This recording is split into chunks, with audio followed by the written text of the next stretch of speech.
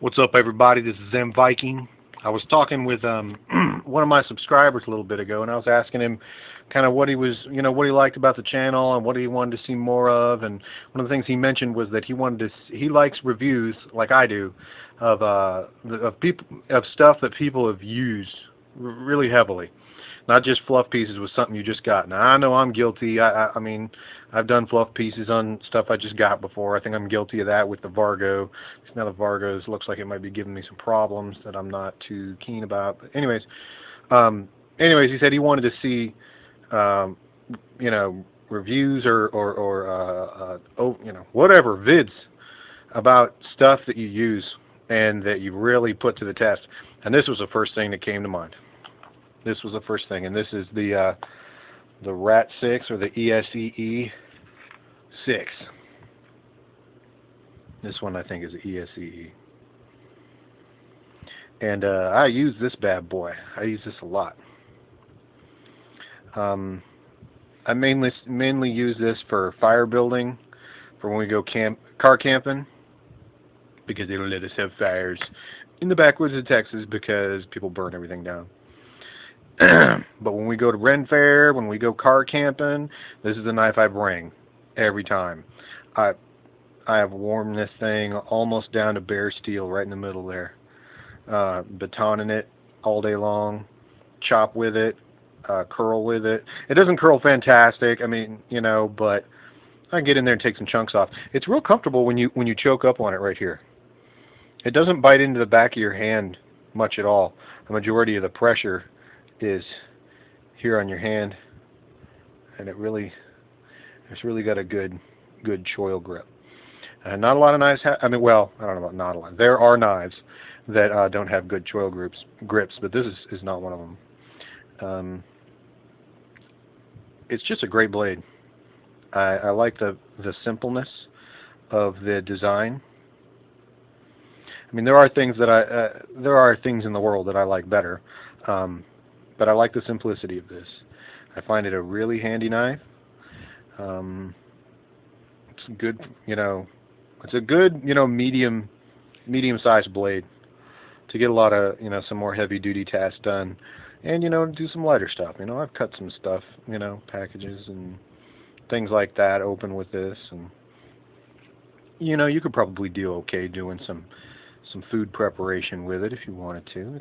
That's all good. But mainly this is a survival knife for me. And it's a damn good one. It works. It's got good grip even when it's wet.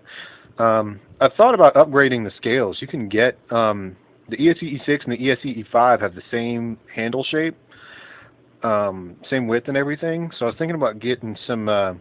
They have orange G10 ESEE 5 handles that have the bow divot in it. I thought about getting those. And I also thought about getting some of that, I can't remember the name of it, but somebody makes a bunch of knife handles for ESEE and Becker and knives of that sort, and I think maybe even some Bravos, where they are super glow in the dark. You can just charge them up and they just glow like crazy.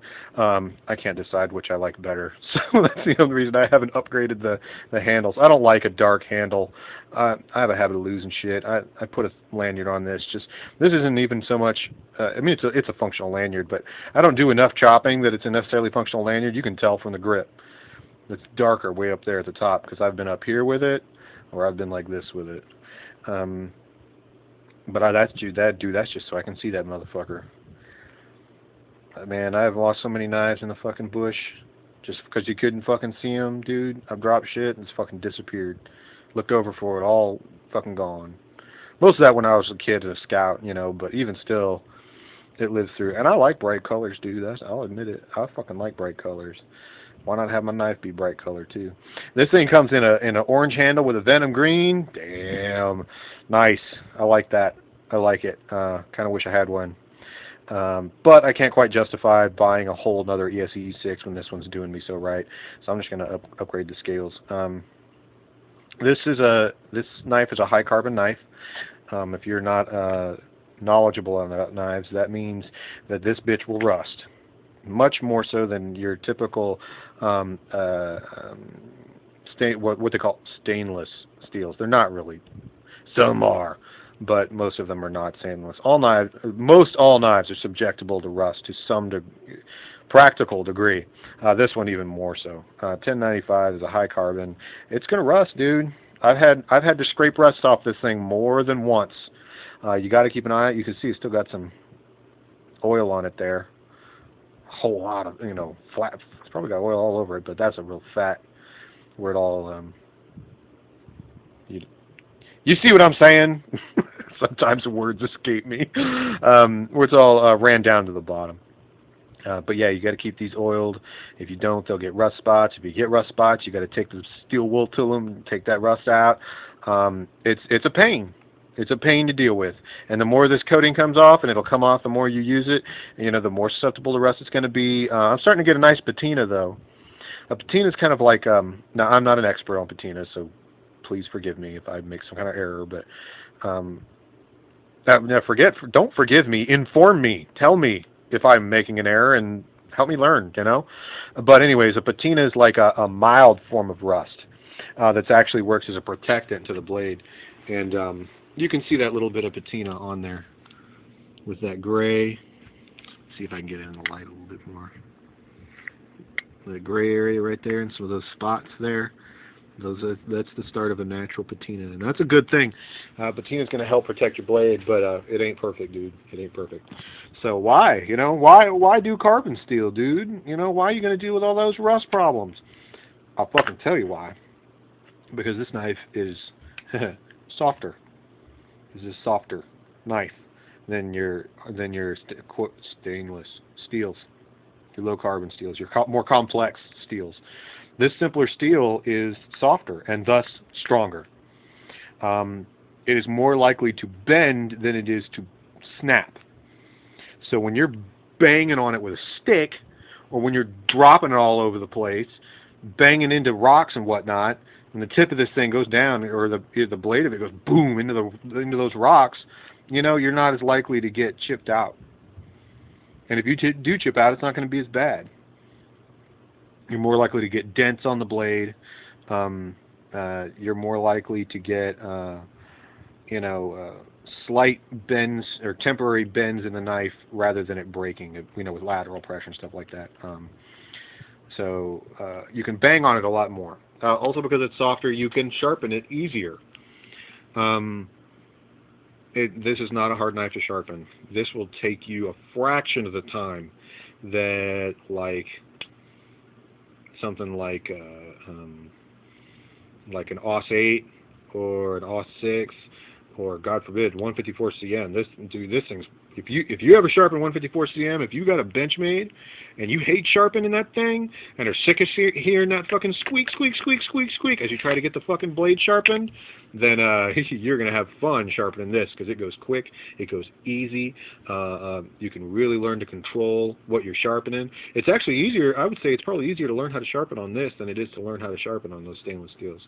Even 440, I would recommend this steel. 1095 is this steel. 1095 over those other steels. Now, that being said, 1095 is real high on carbon content. Or no, not carbon content. High on, or low on the carbon content. How about that? That's what I'm meaning to say. Now, I might be making some errors about the metallurgy here, but what I'm getting at is this steel is tougher and easier to sharpen and all that stuff than a stainless steel, but not other high carbon steels. This one's a little bit more advanced. It's going to hold an edge longer, and it's going to be more brittle than those other steels, like that 1055, that 1075. I think maybe even 5160. Now, examples of those are the cold steel machetes are all made from 1055. I'm told a lot of swords are made from that too, because swords even more so need to be able to just take a beating and not break in the process. 1055 is what those cold steel machetes are made out of. Condor makes their stuff out of 1075. And I don't know where 5160 falls in the mix as far as, that goes. But those steels are going to be even tougher and even easier to sharpen. But you lose edge retention. Because it's softer, it's easier to wear down the edge. And the edge gets worn down, then you got to sharpen it more. So you sharpen, use, sharpen, use, sharpen, use, sharpen, use. I took that kukri out, and it was sharp. I mean, sharp that thing was. And I wailed on it, I chopped down a small tree, and it needs to be sharpened again already. It needs to be sharpened. I mean, it's still okay. It's still usable. You could probably use it for several hours in a row without sharpening it. But long story short, if you put it to hard use, you need to sharpen it immediately afterwards. So that sucks if you don't have a sharpening system. So that's kind of an issue maybe for you. Maybe not. Depends on what you're trying to do with the tool. Depends on if you have a sharpening system with you. If you have a sharpening system with you, I say go for it. You're going to spend a lot more time sharpening, but damn, those things are going to perform, and damn, those things aren't going to break. So, if you're talking about WROL or your social breakdown stuff, then you can get your sharpening stuff with you. Do go for it. If you're talking about, emergency wilderness survival, when you're not packing a sharpening system, something that's in your car or something like that, maybe go something a little bit more advanced like your 1095 or maybe even your 440. 440 is pretty awesome if you get it in the right format. Go MTech. Thank you, Stamp, for that one, for that knowledge. Anyways, I love this knife. There's probably cheaper knives out there that will perform as well. I'm going to test one. But this is a trusted company. ESEE gives 100% guarantee to their stuff. If you break it, they replace it. Period. Period, period, period, in a sense, period. And the warranty does not follow the user, it follows the knife. So any knife you buy from any source, anytime, from ESEE, as long as they're still in business, if you break it, they will replace it. Period. Now that price is built in to the cost of the knife. This knife is going to be more expensive than other knives. That's true.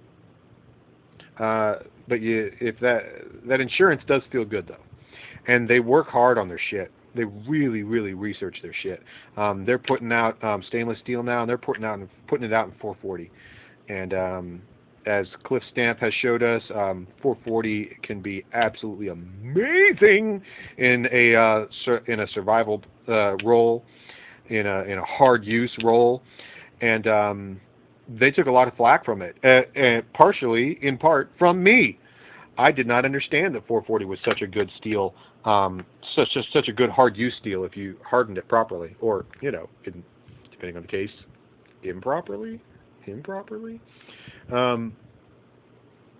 If you put a simpler hardening on it, it works really well. And they made that choice. They did not put it out in some of these sexier, awesome steels. There was no VG10, no 154 cm, no X1580 or whatever it is, the one that Benchmade uses for their stainless water blade, saltwater blade, no N690, none of that crap. They chose 440, which is perceived by most people as being a very poor steel.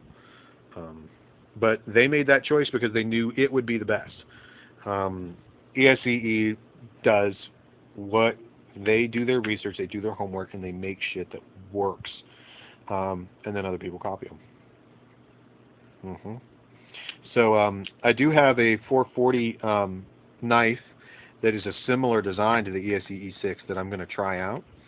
And it's awesome. And I'm sure I'll like it, and I'll probably use it a lot, and I'll probably do a video on it. But I'm willing to bet also that I will buy some of ESEE stuff in 440. Because I just love this company. I got a bunch of their stuff.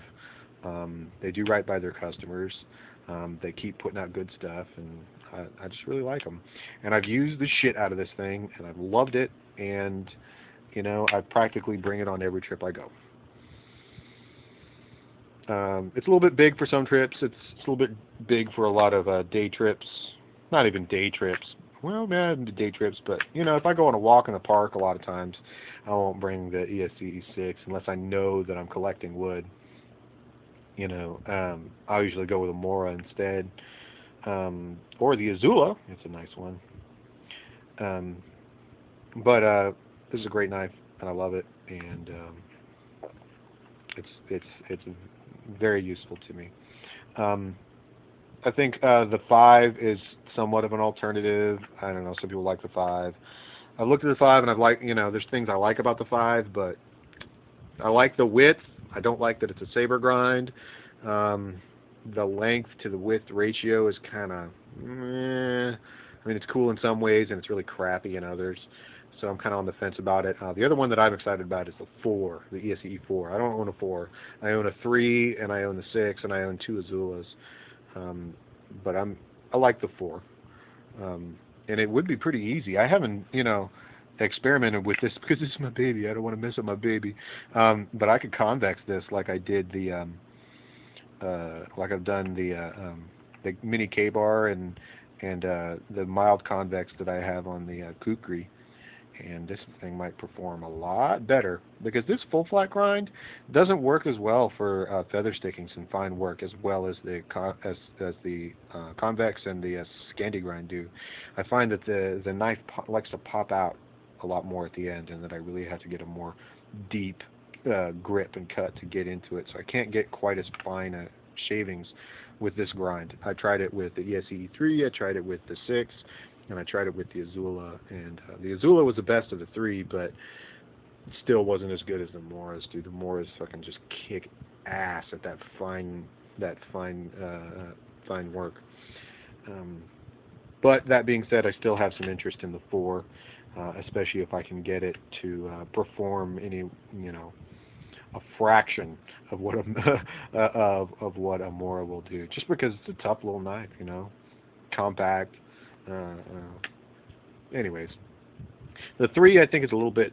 I bought it as a self-defense knife, and I kind of don't like it. It's too short, too thin for hard use, and I mean, I definitely batoned it through some sticks and whatnot, and through some trees, but it doesn't have a span. This thing's got a better span. You can get over your log with it.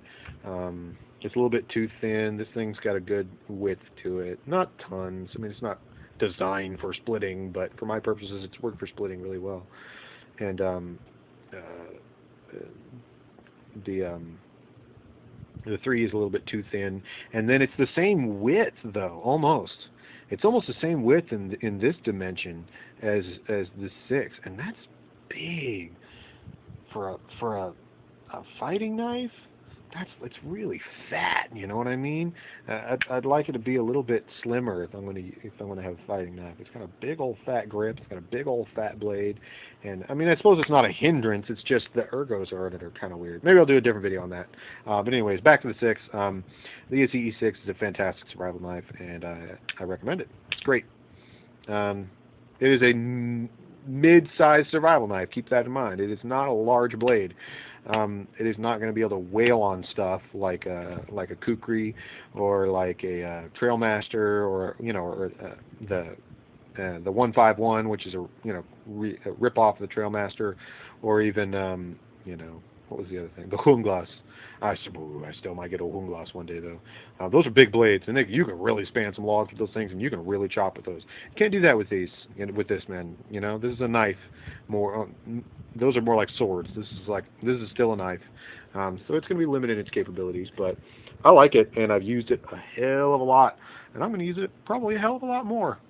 This is my go-to fire knife, and my go-to camping knife in a lot of situations. It's replaced my K-bar. Used to be every time I went camping, I brought that K-bar, but this took it out. This is way better than the K-bar in so many respects. Anyways, I've gone on and on and on and on, so I'll shut up now and move on to something else. Maybe I'll do another video. Could be fun. Anyways, this is Zen Viking,